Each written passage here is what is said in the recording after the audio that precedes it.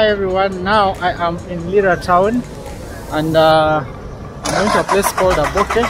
As we're crossing over, you can see there's a lot of sugar cane here in Lira town, and we're at a place where they sell a lot of food stuff.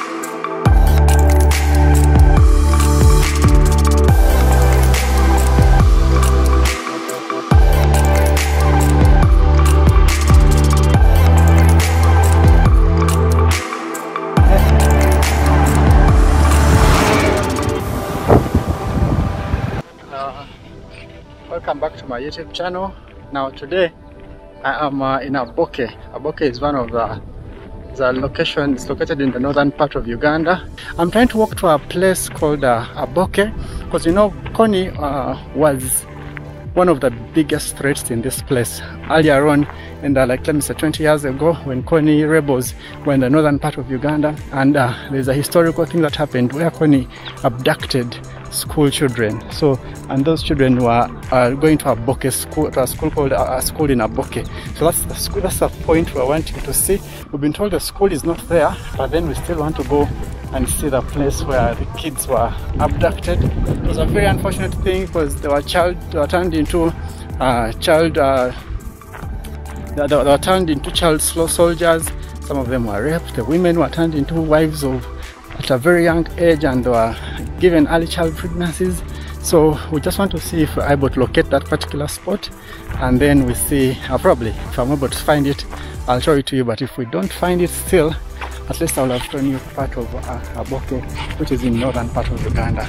I like what I'm seeing here. There's a lot of development actually happening here. Construction. You can see this is bricklaying. We've seen a lot of bricklaying happening here. That means that the village or the area is constructing. I think guys that are coming from Kampala are coming and constructing houses here. You can see that is some bricklaying going on here. And there is electricity. You can see the poles of electricity here. They look like they've been freshly installed. Otherwise, the entire community, one thing I like about the villages is that when you come to the village, people are very supportive. The entire village comes out to make sure that they support the person who has had a problem. People. Oh. Cow. Cow is chasing after me. I think it saw me filming. I didn't want me to see, he didn't want me to film. And those guys are there laughing at me. Hello! How are you? So, that cow was busy chasing after me. Yeah, it's still a calf, but you know, you can't really just depend on the ability of an animal to understand that you're harmless. It might bump into you. So I had to like kind of run for my life. Otherwise, means of transport here, mostly we can see that is border. There are not so many cars that I've seen here, but basically the village looks, more people, families or households are more closer here than in some of the villages I've been to, because you can see houses. You walk a few meters, you see more houses, and there are also houses on the back there, a number of grass thatched houses here. Wow, and I've seen a tree plantation here. I think this is like orange trees. Do you see this? This looks like oranges. But the really interesting part, and you see the lines and the patterns. You see the lines and patterns in this plantation. Looks like someone set up their farm, and they've been harvesting for a long time. One thing with oranges is that you can plant it. No, these are lemons. No, these are lemons actually. I'd never seen such tall trees. Oh, I don't know whether it's because I've not seen a lemon plantation before, but they look really well organized, and I like how they look. Look at the straight line here.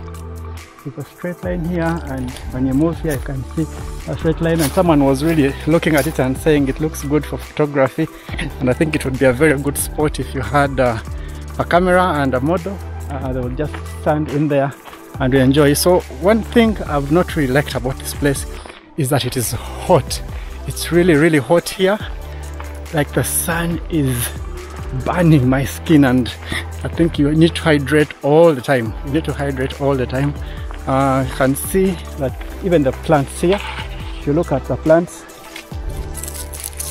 are dry.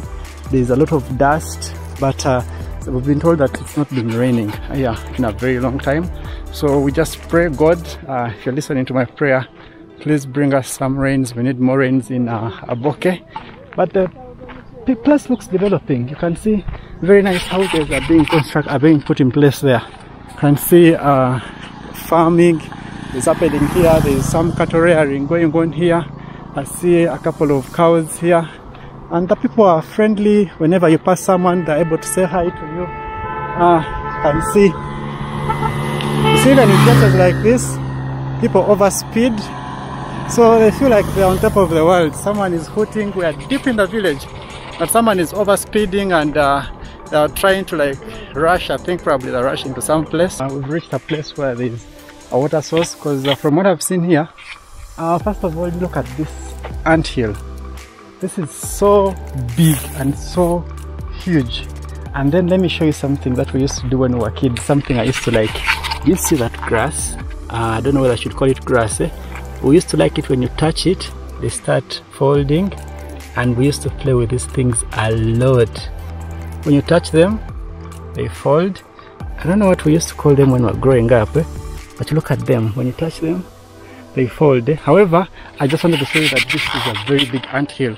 I remember when I was in school, they used to use this to punish people who used to, like noisemakers or stubborn people in school. They used to tell them to dig this whole thing down. But this is way bigger than any that I've seen. I don't know whether they still have get white ants from there, but it looks so huge. Now there's a man-made kind of pond or pool here. I think this is for water. And it's the best solution, because this place is really dry, and I think this is one of the best solutions because it's close to a swamp there. So guys, utilize this swamp and collect some water here. You can see even the animals right behind there, which can utilize this place as a source of water. And see women on bicycles here. Something rare to see in the city or in some parts of the country, but you can see the women riding bicycles here. So this place, the grass or the plantation here looks more green. That's because it's a swamp, and I've met a couple of boys here washing their bicycle. Here, boys are washing their bicycle. Hello! Hello! Atiebe? How are you? You're fine? Just say hello to me. Say bye. Yeah, those are my friends here. My name is Brian. What's your name? Your name? Your bicycle? I think, I don't know, if it were in another place of the country, you'd find someone here getting paid to just do that. You bring your bicycle here and they wash it. The road is really dusty. And see a car passes, and then the whole place, hope my camera is not filled with dust. Otherwise, this is a swamp, and you can see the plantation looks more green here, which is a cool place. And I think we can also use this to supply water to the rest of the parts of the village, which would be a cool option for further irrigation kind of system. Look at how this car is loaded. Look at how loaded that car is. See, when you're moving from one place to another, in Kampala you'd get a mover, but now here they're using like a Noah car just to move. Yeah, it looks like the place we want to go is very far. I'll show you something I've seen that I don't want to say it is weird, but it's something I don't see in so many places. You see how these guys plant their cassava? The cassava doesn't have leaves. You know how we have cassava and it has those leaves all over, but these people's cassava doesn't have leaves.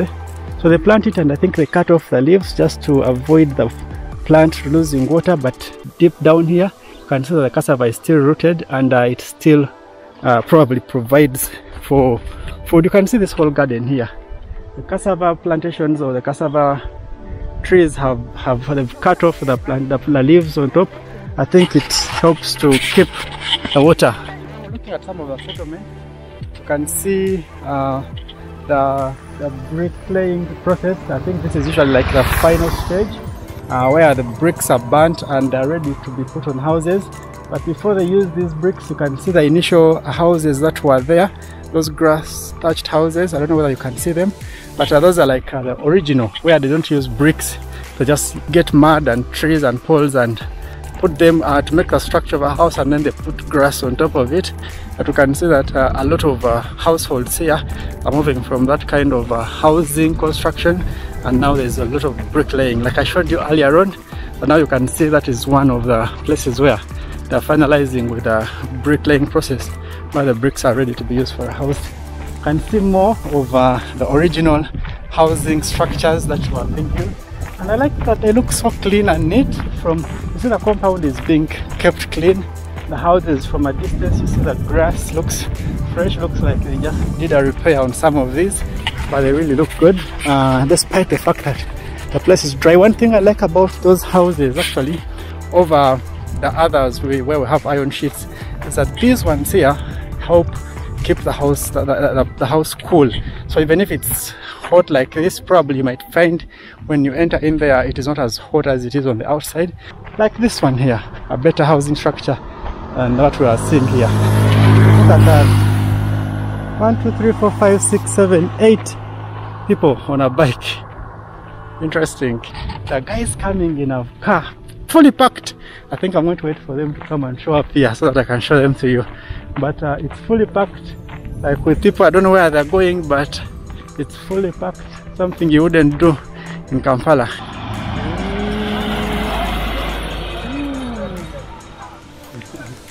A very, very rare plant I've seen here is bananas. This is the first banana plantation I've seen, and then I see across there some bananas. Very rare plantation I've seen around here, because bananas are mostly grown in central part of Uganda rather, which is Buganda, because it's a staple food there.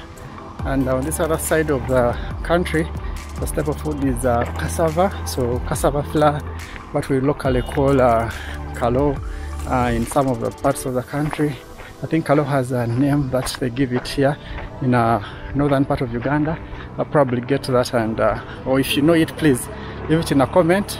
More cassava here. You can see more of the cassava I was talking about, where you almost see no leaves. The leaves have been cut off, but then deep down you can see that the cassava plantation is still rooted.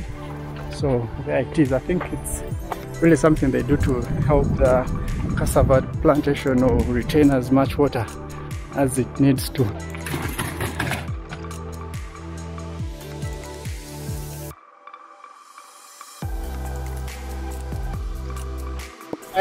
My battery is running low, but I just wanted to show you something beautiful here.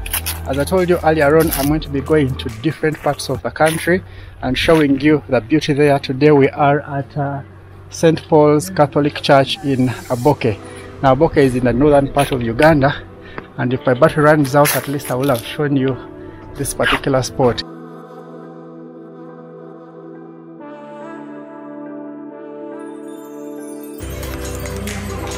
So we have reached St. Mary's College, SS Aboke, and this is the exact school where the kids were abducted.